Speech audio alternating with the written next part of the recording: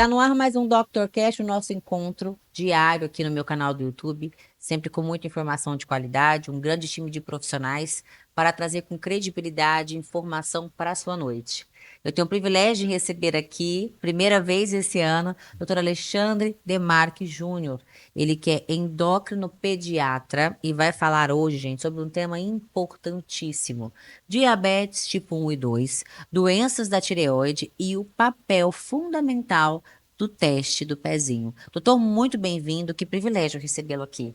Muito obrigado, boa noite. Feliz É ano um novo, né? prazer, feliz ano novo, Como é que passou de ano novo? pessoalmente. Bem, graças a Deus. Com a Passou aqui em família, Cuiabá? passei em Chapada, né? Ali do É, lado de uma Chapada, a gente benção. tem uma casa ali. Então, eu Uhum. passei com a família, passei em casa, descansando e preparando e recarregando as energias para o ano novo, para esse ano novo, né? Que vai ser um grande Que ano. vai ser um ano incrível, O ano mais da incrível. O colheita. ano da colheita, com Ale, certeza. antes de entrarmos no tema, eu quero que você fale um pouquinho das novidades que estão por vir aí em 2025. Eu sei que você está indo para casa nova, um consultório novo, preparado com muito carinho para os seus pacientes. Fala um pouquinho para a gente sobre essa nova fase. Estamos em obra neste exato momento. Então, a Uhum. arquiteta mais a engenheira já está trabalhando. Que A benção. previsão é finalizar tudo já o próximo mês, em fevereiro. Então, eu acredito que já no comecinho de março já estarei de casa nova, que vai ficar ali no Jardim Cuiabá, que Uhum. vai ser na Avenida das Flores, lá no, na SB Medical.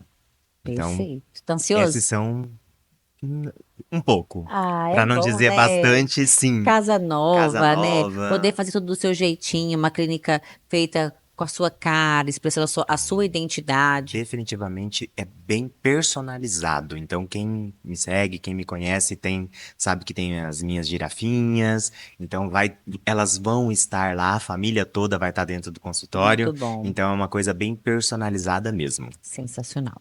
Vamos começar falando no bloco um sobre o diabetes 1, né? Eu gostaria que você desse uma breve explicação sobre o que vem a ser a diabetes tipo 1, o que que vem a ser essa doença autoimune e a necessidade do uso da insulina e os sintomas também das crianças. Então, vamos lá. Então, quando a gente vai falar de diabetes, a gente classifica alguns tipos, né? Nós falamos em diabetes tipo 1, que é o diabetes autoimune. Então, para começo de tudo, qualquer pessoa pode ter diabetes tipo 1? Os estudos hoje já mostram que não. Diabetes tipo 1, você precisa ter uma predisposição genética para ter, e aí você passa por um gatilho, por um estresse, vamos dizer assim. Então você tem lá na sua genética uma predisposição para ter o diabetes tipo 1 e você passa por algum estresse, seja uma infecção viral, um gatilho emocional, e aí isso desencadeia o gatilho para começar a produção dos anticorpos e atacar as células betas pancreáticas e levando à destruição e vai chegar uma produção quase que zero de insulina e aí a glicemia sobe e abre o quadro de diabetes. Então esse é o diabetes autoimune. Então, Sim. diabetes tipo 1. O diabetes tipo 2 é aquele famoso diabetes que a gente fala do idoso, né, dos adultos, que está relacionado com obesidade, que tem uma história familiar positiva, então tem herança genética também, mas, por exemplo, os meus pais têm diabetes, então eu já tenho a herança genética para ter. Se eu não mudar o meu comportamento, os meus hábitos de vida, a chance de eu desenvolver diabetes no futuro é muito grande. Mas esse diabetes antes era chamado diabetes do adulto. Hoje, com obesidade infantil, já é visto nos estudos, já é observado esse tipo de diabetes em crianças e principalmente em adolescentes. E também existem outros tipos de diabetes, genéticos, monogênicos, que a gente não vai entrar no detalhe porque, além de ser mais raros, ele é mais complexo. Mas Sim. também tem outros tipos de diabetes e na pediatria, graças a Deus, eu espero que isso não aconteça, mas também tem o diabetes da gestante. Mas aí a gente deixa para os adultos, lembrando que adolescentes também engravidam, então também pode acontecer na adolescência. Então, esses são os tipos de diabetes. A diferença é que no diabetes tipo 1, como existe essa destruição da célula beta, o pâncreas ele para de funcionar. Então ele Uhum. para a produção de insulina. Claro Sim. que isso acontece ali no momento, né, que as células foram destruídas, ainda existe uma reserva pancreática que ela volta a funcionar, mas funciona por pouco tempo. E aí nesse período pequeno, pode acontecer do pâncreas funcionar um pouquinho. Então a gente chama esse período de lua de mel, que é a fase de lua de mel, que é o tempo que o paciente às vezes não precisa de insulina e que ele mantém ainda um bom controle da glicemia. E aí é onde entra a insulinização. Se a célula perdeu a sua função de produzir insulina, o que que a gente faz? A gente dá insulina para o paciente. Por isso que o diabetes tipo 1 a gente fala que é o insulino dependente, que depende da insulina para manter um bom controle, e o Uhum. diabetes tipo 2 vai ser as medicações via oral, injetáveis, às vezes no final da vida ou no meio do desenvolvimento da doença, às vezes precisa também de insulinas, mas o diabetes tipo 2 vai estar principalmente relacionado com a alimentação e estilo de vida, inatividade, inatividade física ou sedentarismo. Então, essas são as diferenças dos principais tipos de diabetes. Perfeito. Sintomas. Exatamente. Quero saber dos sintomas da tipo 1 e também a importância do diagnóstico precoce, né, Isso. doutor Alexandre? Então, o que é mais comum de acontecer?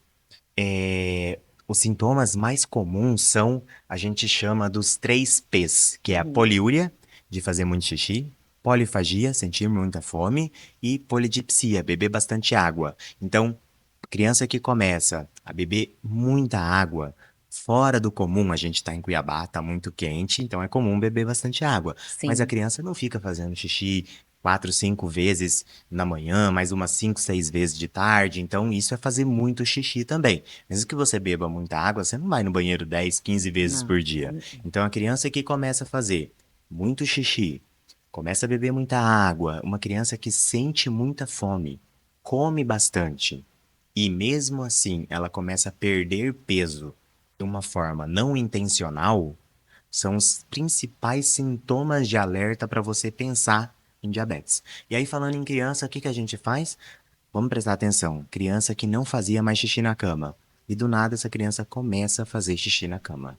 Precisa pensar em diabetes, precisa fazer uma pontinha de dedo, fazer uma glicemia, investigar, porque no começo os sintomas eles são, vamos dizer assim, que muito sutis. Uhum. Então, se você não sabe que esses sintomas aqui que eu comentei pode estar relacionado em diabetes, você nunca vai pensar em diabetes numa criança. Até mesmo porque, na grande maioria das vezes, as crianças são magrinhas. Claro que agora a gente está numa pandemia, né, numa epidemia de obesidade infantil, a gente não pode deixar de pensar em diabetes tipo 1 se o paciente tiver um sobrepeso ou obesidade. Precisa pensar também. Mas uma criança que vem perdendo peso e ela não está num plano de emagrecimento, a gente precisa pensar em diabetes. Então, esses são os principais sinais de alarme, sinais de alerta para os pais, cuidadores, educadores ficarem atentos para pensar em diabetes. Isso eu estou falando do diabetes tipo 1. E qual a importância disso tudo? Porque se você pega no começo dos sintomas, você evita o paciente entrar num quadro de cetoacidose diabética, que é quando é o quadro mais Traduza. grave. Isso, Traduza, Lê. que é um quadro que o Sim. paciente para de produzir tanta insulina, vai acumulando tanto açúcar no sangue que sobe demais e aí desregula toda a parte metabólica do organismo. E aí é onde o paciente às vezes precisa internar na UTI, dependendo da gravidade do quadro. Às vezes o paciente pode chegar a ficar em coma por alguns dias até a normalização da glicemia. Então são quadros bem graves. E na pediatria, como os sintomas são muito inespecíficos e, entre aspas, leves, mas acabam passando despercebido, na pediatria, geralmente, o diagnóstico é feito em quadro de cetoacidose diabética. Então, por isso a importância ter esse conhecimento de, a criança está bebendo muita água, está fazendo muito xixi, será? Eu já peguei caso no consultório, por exemplo, de, Sim. claro que ali tinha um viés, né? Tinha diabéticos na família. Mas era diabético tipo 2, não era diabético tipo Não 1. influencia a carga Não genética. influencia. Mas, como os avós eram diabéticos e ele começou a fazer muito xixi e beber muita água, a mãe pensou: será que é diabetes? Mas é tão estranho. E aí ela, por curiosidade, foi lá, furou a pontinha do dedo e viu que estava 300. Aí ela foi para o hospital procurar ajuda. E era um diabetes tipo 1 da infância. Então, aí outro sinal de alerta é: existe uma idade que é mais comum acontecer? Existe. Dois picos de incidência, ali por volta dos 5, 7 anos de idade, e outra fase é a adolescência, mas pode acontecer em qualquer idade. 1 ano, 2, 15, 17, na vida adulta. Então, vários momentos da vida isso pode acontecer. Mas existe, vamos dizer assim, um pico de incidência, que é mais ou menos por volta dos 5 a 7 anos, e ali por volta dos 10, 13 anos, que é a fase da adolescência. Então, esse Puxa é o mais vida. comum de acontecer. Doutor, existe formas de prevenir, é claro, diabetes tipo 2, né? Acredito que seja Isso. pela alimentação. E eu gostaria que o doutor frisasse qual que é o risco, né, precoce dessa diabetes em crianças e adolescentes. Existe um risco maior do que em adultos? Bom, vamos levar em consideração que existe ali na família ou o pai ou a mãe ou os dois que são Uhum. diabéticos. Então essa Sim. criança já tem a carga genética para ter diabetes também. Uhum. Isso não tem como mudar. É a genética dele, nasceu com ele. Agora, tem como você mudar o comportamento desses pacientes e não deixar desenvolver o diabetes? A chance é muito grande. Mas o que que precisa fazer então? A receita de bolo é fácil em questões de ingredientes, difícil de execução. Por Uhum. quê? Ter uma vida ativa, não sedentária. Então, não ficar o dia inteiro na frente da TV, na frente de telefone e fazer Para atividade poder ter física gasto, né, para ter gasto. daquele açúcar, Então, daquela. ter atividade física regular. Qual é a recomendação? Pelo menos 5 vezes por semana, com uma intensidade moderada a vigorosa, com duração de mais ou menos 1 hora. E Isso acompanhamento médico constante, né? isso é só a questão da inatividade física, então não ser sedentário. E a outra é a alimentação. Isso é, vamos dizer que o mais difícil de colocar em prática. Por quê? Porque os industrializados cada vez está mais fácil na prateleira do supermercado, ele acaba indo para dentro de casa e, como eles são palatáveis, ou seja, bem aceito ao paladar de qualquer um, então quando a gente tem o hábito de começar a comer esses produtos, é mais fácil você pegar um pacote de bolacha skinny do que você ir lá, cortar uma fruta, fazer uma tapioca, uma crepioca, preparar alguma coisa para comer. Então, a gente acabou saindo de um cenário de uma alimentação saudável e indo para uma alimentação industrializada. Esse excesso de açúcares que estão presentes em todos esses alimentos vai ter uma carga de sobrecarga de glicose no sangue, vai cansar, entre aspas, vamos dizer assim, o pâncreas a produzir muita insulina, vai levar, de uma certa forma, uma resistência insulínica a longo prazo, e isso vai fazer com que o pâncreas, uma hora, fale assim: olha só, cansei. E vamos abrir um quadro de diabetes. E é mais ou menos assim que acontece para ficar claro para quem está escutando que tem como prevenir fazendo atividade física regular, tendo uma alimentação saudável. E veja que em nenhum momento eu disse: ah, não vai comer nunca. Não, pode comer. Uma vez ou outra, tá tudo bem, desde que você tenha uma rotina que ela seja saudável. Você tem Com uma rotina certeza. saudável, uma vez ou outra você sai ali da sua rotina, mas você volta para onde? Para o saudável. Então, você consegue prevenir bastante o desenvolvimento do diabetes tipo 2. E aí, você prevenindo diabetes, prevenindo obesidade, o que que você vai prevenir junto? Todas as doenças cardiovasculares, todas as doenças que está relacionado, tanto com diabetes, tanto quanto com a obesidade também. Então, essa seria o impacto, por isso que eu falo assim, é fácil fazer? Entre aspas, que você tem a receita, mas e executar? Isso daí vai exigir um Entre pouco saber o que de. deve ser feito e fazer de fato o que Isso. precisa ser feito, há uma distância muito É grande, uma né? distância grande. Então, colocar em prática dá trabalho, é cansativo, principalmente no começo. Mas depois que isso vira um hábito, vira uma rotina para você, aí fica mais fácil de ser executado. O problema, assim, né? Eu digo, aonde que tá o caminho para chegar nesse caminho, né? Como que a gente faz para chegar até lá? Começando.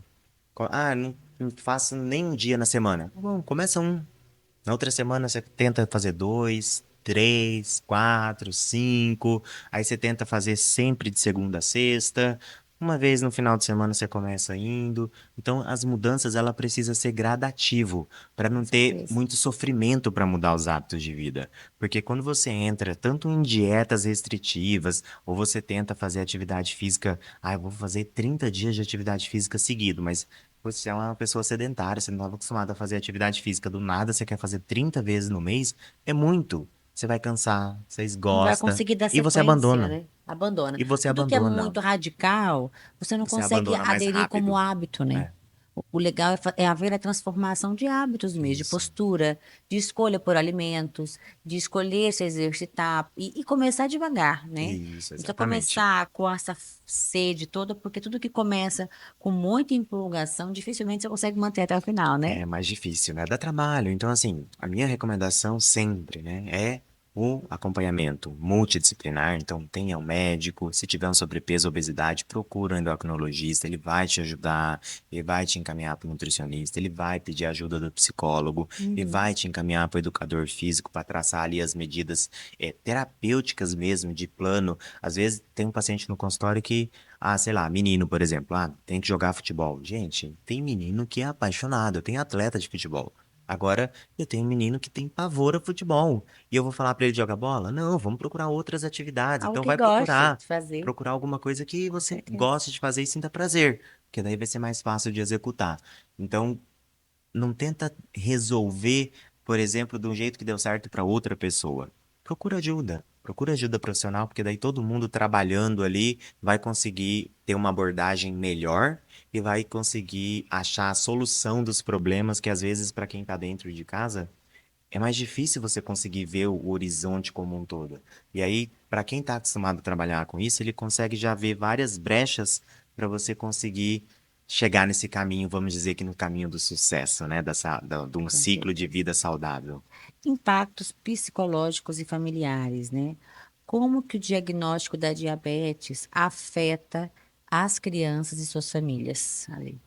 Nossa, eu digo assim, né? Que viver com diabetes é difícil no começo, né?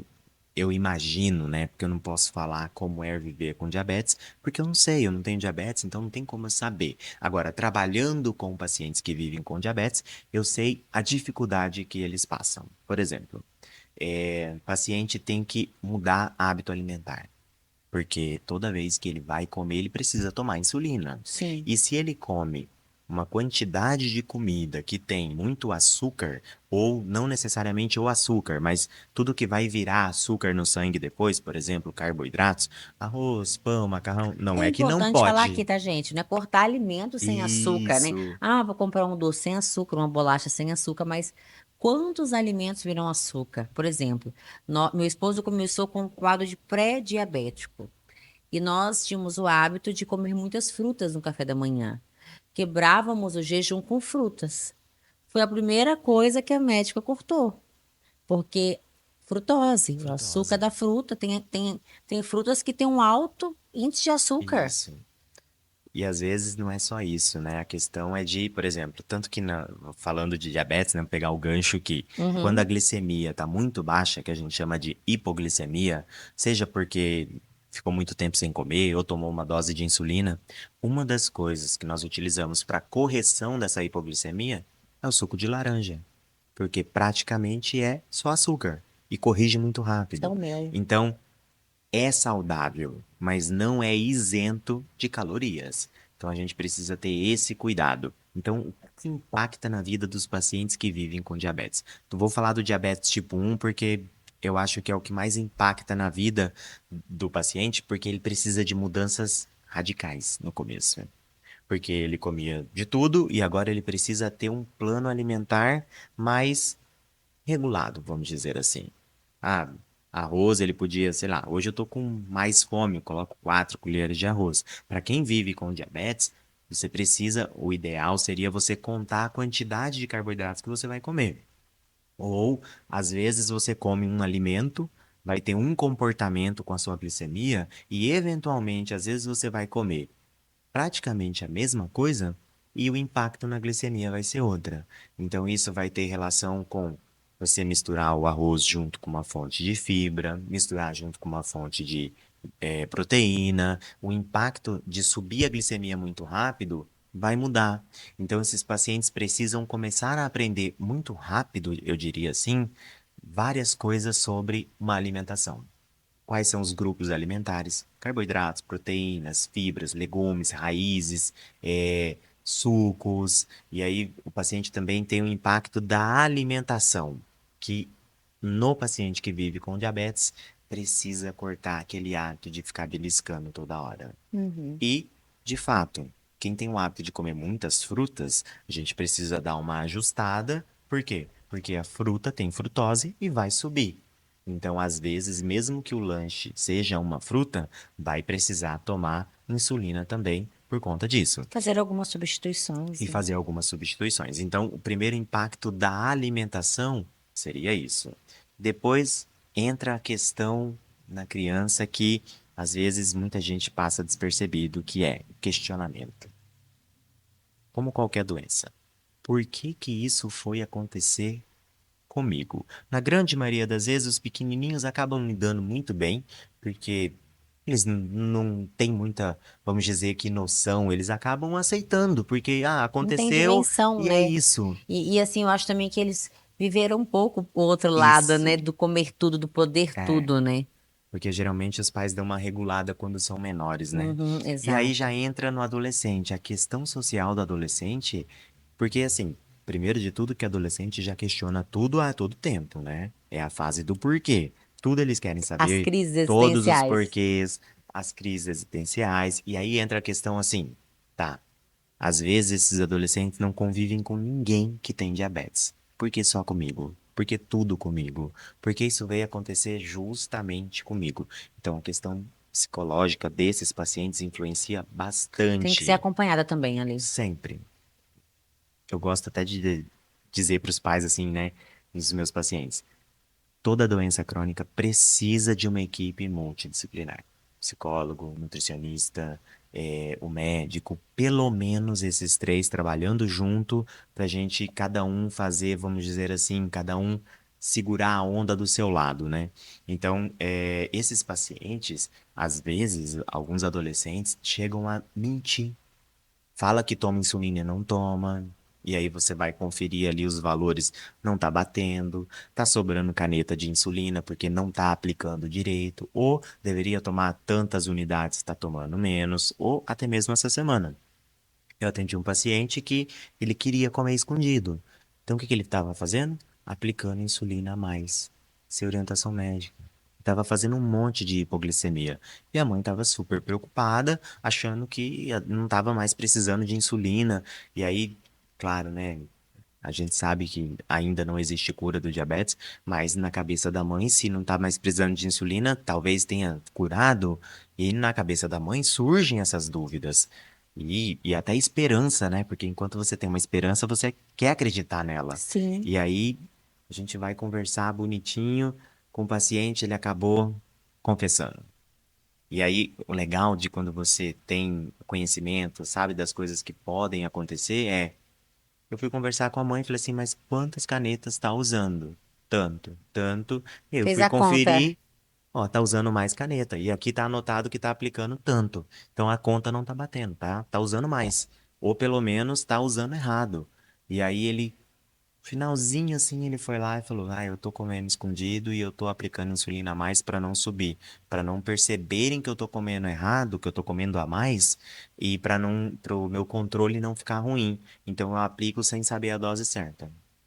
Meu Então, Deus, colocando em vida, risco a própria olha o vida. impacto que algumas doenças pode causar nos pacientes. Então, eu acho que o impacto ele é absurdo. Se a gente for ficar conversando aqui, tem muitas histórias e muitas questões onde o impacto pode Vai além acontecer. da comorbidade, né? Vai além da São muitos doença, né? transtornos, A são gente muitas coisas precisa, desencadeadas. exato. Então a Eu gente acho que ainda precisa, mais, Alexandre, com a área que você trabalha, né? Que são jovens, adolescentes, crianças.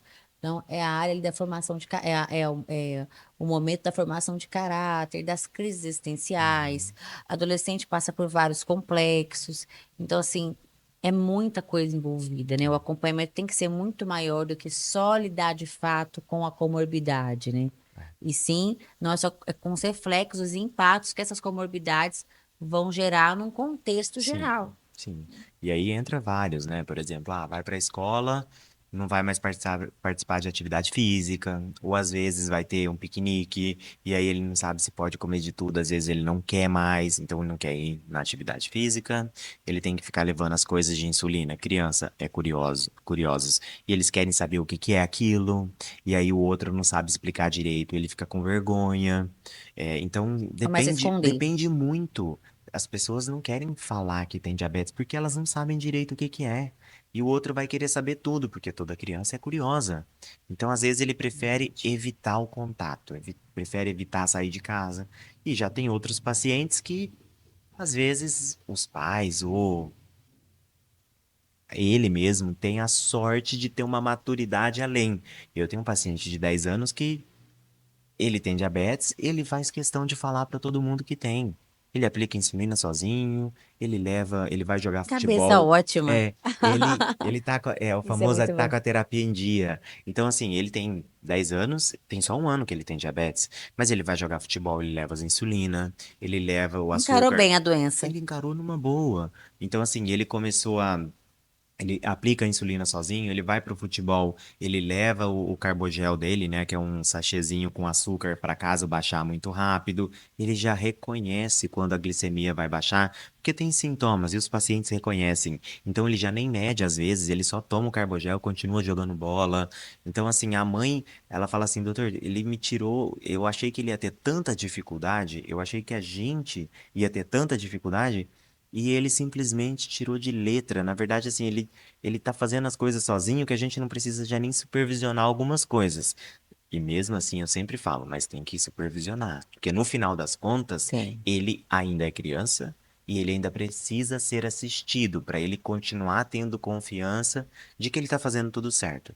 Então, assim, eu acho que vai muito de paciente para paciente, e o grau de maturidade que cada um tem. E Por alguns isso a transtornos já importância. pré-existentes também que podem desencadear aí, né, Isso. essa rejeição, né, em relação à doença. E aí vai muito da questão, por isso a importância de um psicólogo. Porque, por exemplo, eu ainda consigo conversar, explicar algumas coisas e outra, mas, poxa, o psicólogo, ele tem formação acadêmica só para lidar com isso e tudo, né? Para Tem poder ferramentas, né? abordar do jeito certo para cada idade. Porque eu, mais ou menos, sei conversar com cada idade, mas quando entra numa questão ali que ele está com dificuldade de aceitação, eu não tenho as ferramentas adequadas para abordar aquilo ali e resolver de uma maneira mais adequada e rápida e efetiva. Então, por isso a importância de cada profissional cuidando ali da sua parte. Quando tem, melhora muito mais rápido. E agora vamos para o bloco 2, né? Falar sobre doenças da tireoide. Teste do pezinho e hipotiroidismo congênito. O que vem a ser o hipotiroidismo congênito, né? E qual a importância da detecção precoce pelo teste do pezinho? Então, vamos lá. O hipotireoidismo, ele tem a forma, né, de congênito, que é que o bebê já nasce com essa doença, uma doença congênita, onde a glândula da tireoide ou ela não existe por uma malformação congênita que ela não nasceu sem, ou ela até existe, mas ela não consegue funcionar. Então, ela Uhum. não vão produzir os hormônios que são produzidos pela tireoide, e aí vai ter os problemas que a gente vai comentar mais pra frente. E também tem o hipotireoidismo adquirido, que pode acontecer em qualquer fase da vida, seja na infância, na adolescência, na vida adulta. Então, essas são as doenças da tireoide. Falando em hipotireoidismo, por quê? Porque nas doenças da tireoide também tem o hipertireoidismo, que são também doenças que cursam com, produz muito hormônios. Então também tem o outro lado da doença, vamos dizer assim. E o hipotireoidismo congênito, como que a gente faz o diagnóstico? O ideal é com a triagem neonatal. Então, um teste do pezinho, que é feito ali no terceiro dia de vida, ali com o teste do pezinho, naquela coleta de sangue no papel filtro, a gente dosa vários hormônios ou algumas exames que a gente Uhum. vai fazer a detecção de algumas doenças que podem ser ou fatais ou muito graves na vida neonatal. tem ele pelo SUS, né, que está disponível para a detecção de 6 doenças. A gente tem ele ampliado no particular, que faz detecção para demais doenças e outras. Então, aí no pré-natal com o ginecologista ou na consulta pré-natal que já existe hoje com os pediatras ali no final da gestação, a gente pode já indicar e escolher qual que vai ser feito. Mas falando do teste do pezinho para hipotireoidismo, a gente coleta no terceiro dia e a gente vai dosar o TSH. O que que a gente observava num passado?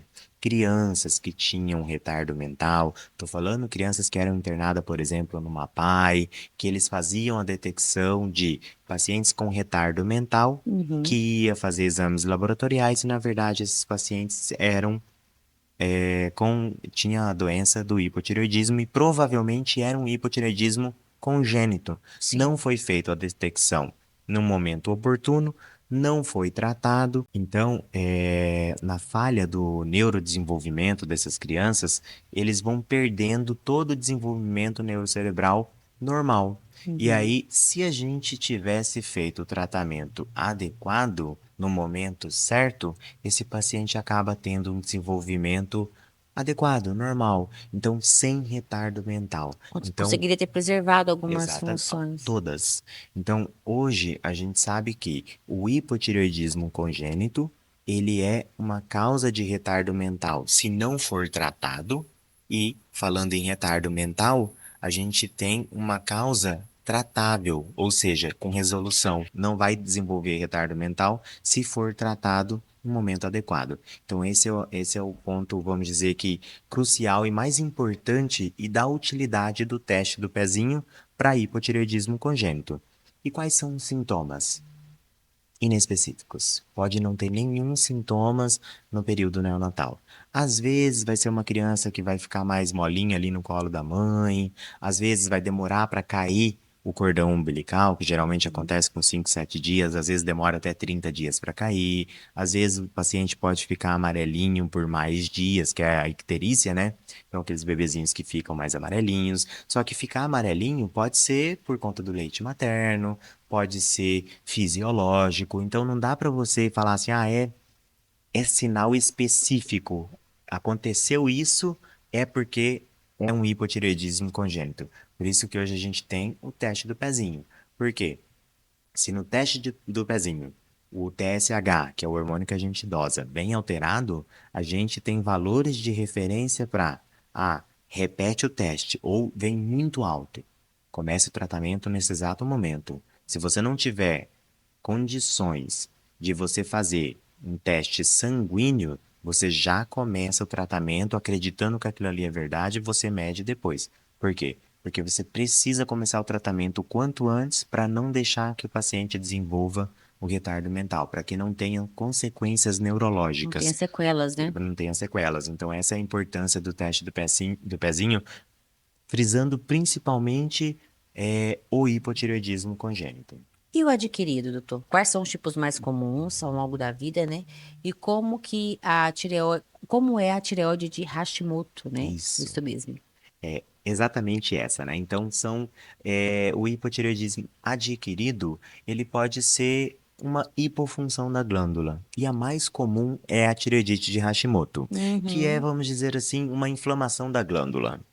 E aí a gente consegue ver, né, que existe uma inflamação da glândula, às vezes ela pode ficar um pouquinho mais enrijecida, endurecida, Uhum. às vezes pode ter uma sensação de dor, calor local, não é tão comum e não é tão frequente em crianças, ela é um pouco mais frequente em adultos. E os sintomas são sonolência, às vezes pode começar a ganhar um pouquinho mais de peso, Uhum. mas não é sempre que a gente deve colocar a culpa do sobrepeso e obesidade na tireoide, ela não tem culpa. Na vigência de hipotireoidismo, o que existe principalmente no ganho de peso é porque tem uma retenção hídrica. Entre aspas, é como se fosse um inchaço. E Sim. aí, outros sintomas na infância que é muito comum: queda do rendimento escolar. Então, aquela criança que está na escola, muita dificuldade de aprendizado, não está prestando atenção na aula, fica sonolência na escola, uma criança que vinha tirando notas boas e do nada começa a ficar de recuperação, tirando notas baixas, precisa ficar atento para hipotireoidismo adquirido. E crescimento. Uma criança que vem se desenvolvendo muito bem e a criança para de crescer. Ela dá uma estabilizada na curva.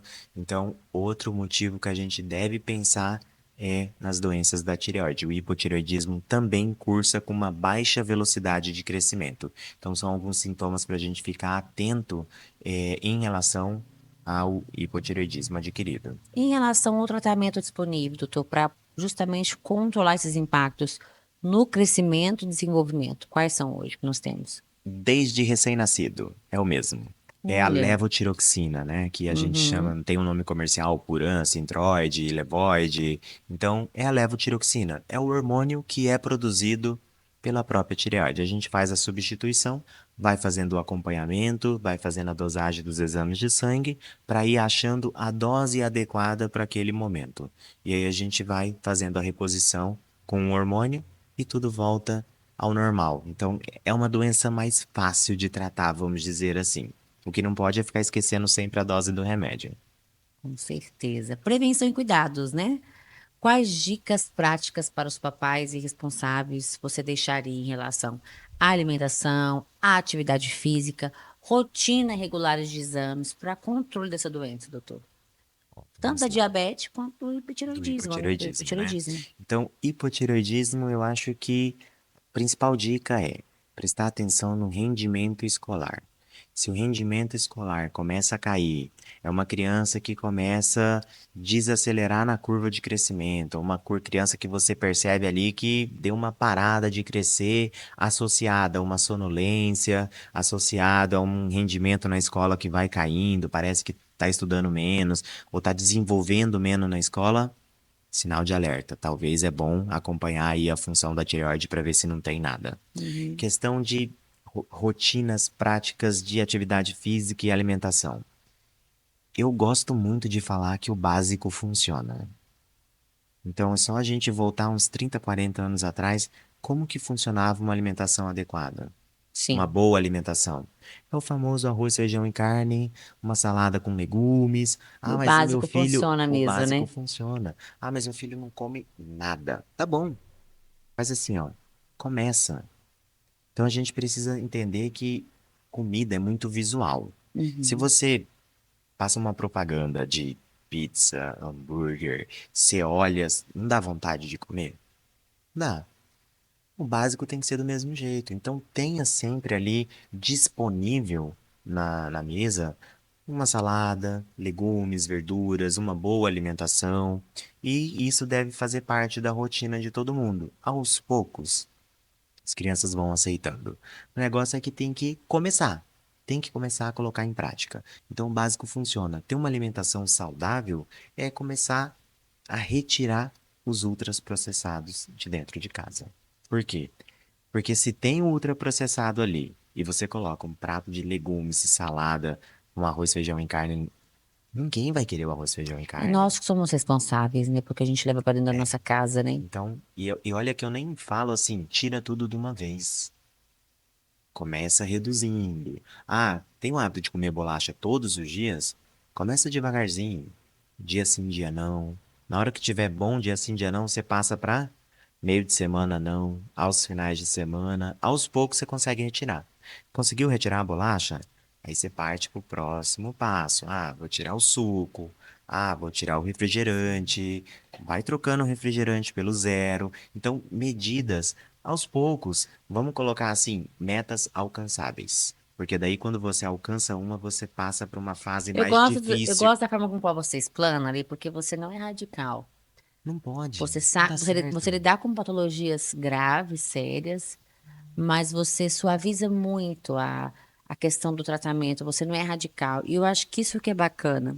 porque as pessoas conseguem dar andamento, conseguem dar continuidade, não enxergam com tanto peso a comorbidade, porque Sim. já é difícil para uma criança lidar com uma comorbidade. Eu falo, Uhum. eu para mim, criança, adolescente, não devia ficar doente, né? Isso é coisa para nós adultos, né? Que É, vivemos no mundo real, eles vivem no mundo ideal. é, Então, assim, eu já acho assim, né, que é pesado. com E certeza. você conseguir transmitir isso com a serenidade que você transmite, né? Com aliviando essa carga, é muito bom, porque não tem para onde correr. Se você Não, nasceu com uma diabetes, nasceu com hipotireoidismo, o que você vai fazer? É encarar de encarar. frente e aprender a conviver com a doença. Sim, Não vai poder desistir, querer deixar de viver, mas vai aprender a conviver com a doença. E é importante a forma com qual você explana, porque você passa essa leveza, você passa essa possibilidade de conseguir viver bem, mesmo tendo algumas limitações em relação à sim. saúde. Porque veja só, o paciente tá ali sentado comigo, junto com a mãe, e estão ali nós três. E eu quero, a minha vontade é tirar tudo. Tirar o refrigerante, tirar o industrializado, tirar a bolacha, tirar não sei o quê. Se eu ter essa abordagem, primeiro de tudo, ele não vai executar, ele vai me odiar e ele não vai querer voltar. Verdade. Preciso ser realista, eu preciso entender. Se fosse comigo, eu não ia gostar. Então, o que que eu tenho que fazer? Primeiro momento, ganhar a confiança de quem vai ter que passar por esse processo difícil. Então, entro no acordo. Se eu vejo que a bolacha é uma coisa que dá para negociar de ir tirando aos poucos, a gente vai nela. Se é uma coisa que dá para trocar o refrigerante pelo zero, a gente vai nela. Todo momento eu deixo claro, não é saudável, mas o sem açúcar vai prejudicar menos no seu processo de emagrecimento. Então, aos poucos, a gente vai combinando e traçando metas que não fica tão difícil para ele poder executar. Porque no final das contas, nenhum adolescente, nenhuma criança vai aceitar sair perdendo. Então tem que entrar num acordo, nem para mim, nem para ele. Então a gente cede ali, a gente faz um combinado para eles poderem executar. Com Porque se eu der certeza. uma tarefa, por exemplo, se eu chegar numa sala, quinta série, pegar uma prova do oitavo ano e falar assim, resolva, eles não vão resolver. É diferente de você dar uma matéria na quinta série para o aluno, chegar na próxima aula e falar bem assim, vou cobrar uma prova da matéria que eu dei semana passada. Pode ser que todos não saibam, mas a maioria vai saber. Então, quando você coloca metas que dá para chegar lá, Alcançáveis. são mais Metas fáceis de alcançáveis. é mais fácil de ser realizado. E aí o paciente volta e volta feliz e fala assim, ó, não tô tomando mais refrigerante meio de semana, só no final de semana. Ah, mas ainda é ruim. Olha, mas antes ele tomava todo dia. Agora tá Já tomando só houve no um final de semana. progresso, Já é um progresso. com Então certeza. eu tenho alguns pacientes que estão evoluindo muito bem só nesse diálogo de vai reduzindo aos poucos. Então eu acho que isso é muito importante. E depois, atividade física. A gente precisa estimular a atividade física. Uhum. E vale só você dar a ordem? Não. Você tem que pegar seu filho, levar para o parque, levar para a escolinha, Incentivar. estimular, incentivar. Porque de nada serve, no final das contas, a gente, os adultos, simplesmente falarem assim: vai fazer atividade física e a gente ficar sentado na frente da TV, comendo um balde de pipoca e falar assim: vai fazer atividade física. A gente tem que dar um exemplo. Então aproveita, pega o Vai final de junto. semana, vai junto, Eu tive um faz caso uma desse em casa, atividade em olha. família. Então é desse jeito que a gente consegue ir colocando as coisas em prática. E de novo, isso é básico. Qual o problema? Entre aspas. Verdade. É executar. É cansativo, dá trabalho. Então, na correria do dia a dia, isso vai se tornando mais difícil de ser executado, mas tem como fazer. É que dá trabalho, mas tem como. Tem sim. E olha, é legal você falar sobre isso, porque me trouxe à memória a minha mãe. A minha mãe, ela iniciou o CrossFit, a atividade física mais intensa por conta da minha irmã. Eu tinha uma irmã que ela tinha um sobrepeso dentro de casa, e a minha mãe, para ajudá-la, para incentivá-la, para levá-la na academia, porque ela odiava, hoje ela é viciada em academia, minha irmã, a minha mãe ia para levá-la. E isso a minha mãe fez durante muitos anos. Então, assim, às vezes ela não queria me dizer assim, eu vou pra gente vaga Bela, ela precisa ir pra academia. Então, a minha mãe ia para incentivar. E é sobre isso. Nós, pais, temos que ser exemplos, É, né? A gente tem que dar o primeiro passo para que eles se espelhem em nós positivamente. Vamos para o bate-bola? vamos, Para fechar com chave de ouro? Ale, o que que é mais perigoso no diabetes infantil? vamos lá. No diabetes tipo 1, o mau controle, eu acho que é o mais perigoso. Por quê? Um controle inadequado da glicemia vai Hum, fazer que ao tempo todo a glicemia fique muito alta. E isso sim. vai trazer complicações. Em algum momento, quanto, vamos dizer assim, quanto mais descontrolado, mais rápido isso pode acontecer. E aí, quando a gente fala em complicações do diabetes, principalmente tipo 1, a gente está falando em perder visão, perder rim. Então, todas essas complicações de infarto, AVC, hipertensão, então a gente está falando dessas complicações. Então, eu acho que o mau controle do diabetes tipo 1, eu acho que é o mais perigoso para a saúde e principalmente para a vida do paciente. No Uhum. tipo 2, entre aspas, acaba sendo a mesma coisa. Por quê? O sedentarismo, o mau controle do diabetes, uma alimentação inadequada vai fazer com que as complicações do diabetes também chegam. Só que com o diabetes tipo 2, ele vamos dizer que acontece mais devagar, de uma forma silenciosa, ninguém vê acontecendo. De repente o paciente infarta, ah, era diabético, já era esperado. Então, são coisas que a gente consegue prevenir. Mas o diabético tipo 1, a gente precisa manter um bom controle desde o começo do diagnóstico. Então, eu acho que essas são essas diferenças entre um e outro. Melhor forma de prevenir a obesidade infantil? Essa é fácil a resposta, Aham. né? Difícil é colocar em Difícil é prática. colocar em prática. Melhor forma é ter uma vida saudável. E aí, o que que a gente chama de uma vida saudável? Fazer atividade física regular, fazer uma alimentação bem equilibrada, bem saudável, então um consumo adequado de carboidratos, frutas, legumes, verduras, saladas, evitar os industrializados. Ou Uhum. seja, evitar sempre, e evitar na rotina. Então, todos os ultraprocessados a gente deve evitar e deixar para uso esporádico. Porque vai ter uma festinha, vai ter uma comemoração, alguma coisa que vai ter um fast food e aí não vai ter como, você vai comer, tá tudo bem. Mas Verdade. isso na rotina não deve ser o adequado. Então, se você tem uma alimentação adequada, se você faz atividade física regularmente, você vai com certeza conseguir evitar o desenvolvimento, sobrepeso e obesidade. Evitando sobrepeso e obesidade, você evita todas as complicações que carrega com essa doença, né? Então, eu acho que é um caminho fácil na escrita, difícil para colocar em prática. Difícil assim, trabalhoso. A Não gente vou falar sabe. difícil porque não é tão difícil. Eu acho que falta um pouco de determinação e Força de às vontade. vezes é que criança é difícil a gente falar força de vontade para criança, né? Sim. Às vezes a gente, o adulto, o pai precisa ser o bravo, né? Ir lá e falar assim, ó, ou vai fazer isso, ou você vai perder aquele benefício de poder ficar de boa final de semana, ó, não vai poder andar de bicicleta, não vai. Falar que não vai poder andar de bicicleta é até ruim, porque você tá limitando ele, tirando Aham. dele a atividade Vou física, arrancar o né? celular. Então, é uma excelente estratégia. Ó, não tem telefone, não tem videogame se não seguir uma rotina saudável. Ao mesmo tempo, você coloca como castigo diminuindo o tempo de tela, que já é uma excelente medida de estratégia de prevenção de Coloca obesidade. esse menino para correr, para andar. Exato.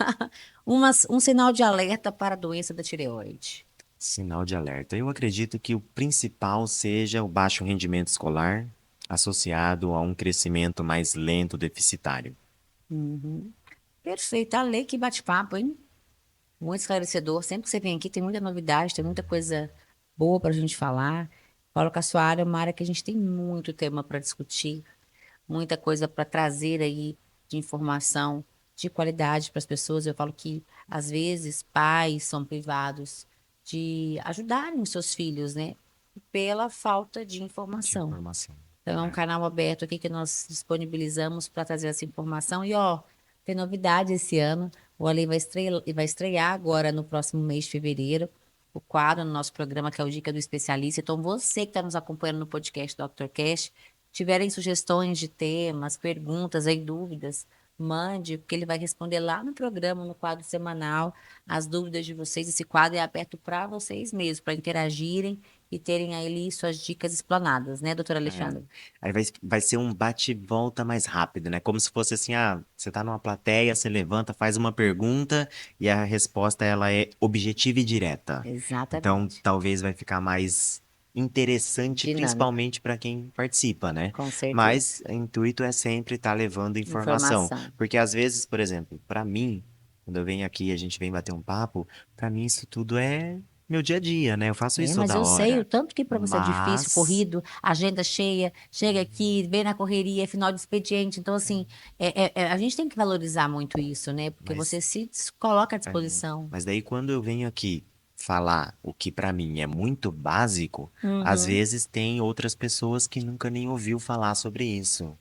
E às vezes, e eu gosto muito disso, principalmente, né, por exemplo, de vir aqui reforçar que básico funciona, uma boa alimentação, atividade física, E é funciona. o principal tratamento que a gente tem de obesidade infantil hoje para Uhum. menores de 12 anos, né? Porque para acima de 12 hoje, graças a Deus, a gente já tem medicações aprovadas, mas os menores de 12, a gente tem que mudar o estilo de vida. E eu sei o quanto que isso é trabalhoso de executar, mas por enquanto é o que a gente tem nas mãos para poder lançar como tratamento, né? Com Então é certeza. importante a gente ir disseminando essa informação para chegar em todo mundo e aí a gente Com tentar certeza. Isso é diminuir muito essa bom. epidemia de obesidade que E tem vamos no conseguir, se Brasil e no Deus quiser. mundo. Qualidade de vida, esse é o lema. Doutor, para quem queira acompanhar o seu trabalho nas redes sociais, qual o seu Instagram? dralexandre.endoped. A clínica fica onde hoje? Hoje eu atendo aqui no Shopping Pantanal, aqui Uhum, próximo, uhum, na clínica Pueritá, que fica na uhum. Avenida do CPA, e na Clinic Kids no Jardim Cuiabá só na segunda-feira. Mas em março, aí eu vou estar só na SB Medical. E aí já vai ter Clínica nova. telefone, já vai ter tudo no Instagram que eu vou postar, acredito que já o mês que vem. Muito bom recebê-lo aqui. Espero tê-lo aqui em breve. Obrigada pela sua participação. E para vocês que estão nos acompanhando em casa, eu falo sempre que a informação ela só começa aqui, ela termina através de você, que compartilha, replica essa informação e faz com que mais pessoas tenham acesso a esse conteúdo, tá bom? Eu espero vocês aqui amanhã, nesse mesmo horário, com mais um Dr. Cash e muita informação para sua noite. Até lá.